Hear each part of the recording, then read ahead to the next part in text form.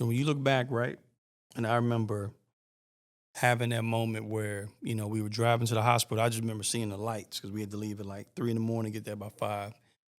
And I just remember the day before because I took 2 days off of work and Okay. wasn't telling my wife. I was just soaking stuff in. Like, what if this is it? Mm-hmm. You know what I'm saying? Yeah. And I had a peace about it, but it's like I had to be real with myself and like, did you use all the opportunities God gave you? The answer was no. Right. And so at that point, if I did die on the table or whatever, it would have been like some type of regret there, right? Yes. Like I died half full or whatever, right? And so thinking about it now, and it's like, okay, now I got a second chance. Like you talked about, I don't care what people think anymore. I just want to go in, get the content or whatever, and make the impact. Cause, So you go to could you that one? talk about that? Yeah, because the thing is, Jonathan, you think you can't believe it's that fast. You can't believe life is that fast when it Yes. happens. You're like, this is it. This is that. Like, I get no more chance, nothing else. Mm-hmm. So that's the main thing right there. And I got to do shout out VCU Hospital, man. There's a particular doctor. He's the top surgeon there. He's also like a CEO there. He doesn't have to do surgeries anymore. He's something big, behind the scenes too. Mm-hmm. He still works hard every single day on saving people's lives. So I'll never forget, I had to have 3 to 4 skin grafts done. And the more they spread these grafts out, the more time you're going to be there, all this stuff. So I'm going in for my first skin graft. I'm supposed to get 1 skin graft. And I never forget, I'm in this room. I'm in the hospital bed they roll you around in. And like you said, I'm just looking up at the lights in the dark room. I'm just looking. And the doctor, I'll remember his name eventually, but he walked up to me with he has the most calm, sensing voice. He had his mask on, he's ready for surgery. He said to me, Anthony, what are you thinking about? And hopefully I don't get it. If I do, I looked at him and I said, I just want to see my daughter. I just want to see my kid. Thinking about. Mm-hmm. And he said, Anthony, you know why I still do surgeries, even though I work behind offices that I don't have to do. I still wonder why I still do surgeries, even at my position. So why? He said, for guys like you, the ones that's trying to make a kid, Mm. the ones that's trying to make home to their daughter. That's why I do this. And he tapped me on the shoulder. He said, don't you worry about this kid. Fine. That day, he didn't do one at all. I was supposed to be in that surgery room for 3 hours. I was in 12 hours. Mm. He had, after 1 graft was done, he had pushed the rest of the doctors in that room to do all 4 skin grafts that day because he said that will shorten my timeline of being in this hospital. And that shortened my timeline by probably a month with him making that move and that decision that day. Mm. So I will forever, thank him, and the Lord put these angels in your life, man. Yeah. And it's sometimes it can be overwhelming when you think about things that you can't control and how they go down. And so that moment right there, I said, okay, Lord, I said, I already knew you was here with me, but I see it all now. I'm going to get out of this, and I'm going to make something Mm-hmm.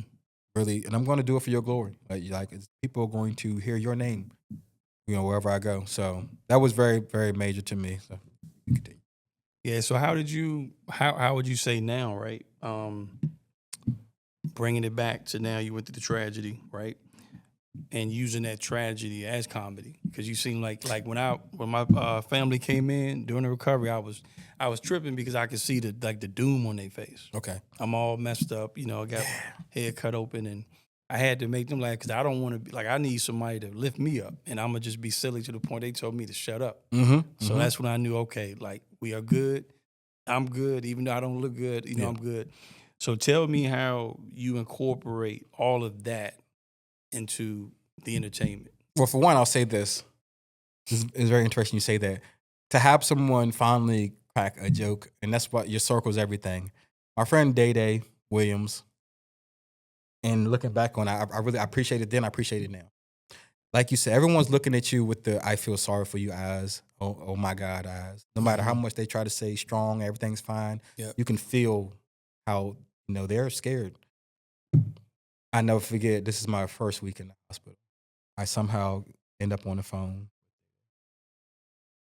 He's a nonchalant guy.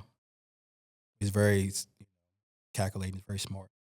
He goes, hey, Train, I forgot to ask you this. Could you, when that fire was on you, could you smell yourself cooking?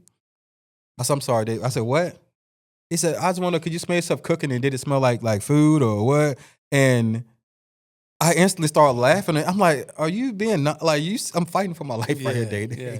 You know what I mean? And he starts laughing. He's like, oh man, I just gotta pick you up a little bit. But that moment with somebody not treating me like an Felt accident, normal. a bad victim, that brought normalcy to me. Yeah. And I definitely use my pain for comedy. You know, I got one of these bits I do when I go, you know, on road or whatever. You know, it's like fire victims. You know, we go through things that no other people go through with their accidents. Yeah. The car accident people don't go through what we go through, as far as nobody trusts you with fire anymore. Nobody trusts you with matches. Nobody trusts you with anything remotely flammable anymore once you go through a fire. It's like the car accident people. Nobody says they shouldn't drive cars anymore. Yeah. Nobody has a problem with them driving a car. But with fire victims, I give you a prime example. Lighting the grill 4th of July, cooking, they not asking me to do it. They're not letting me do it. That's dead. That's not happening. That's not happening at all. Birthday parties, my child's birthday parties, time light candles and all that. They got little glow-in-the-dark candles that don't even have a flame on it. You blow them and they slowly dim on out. Yeah.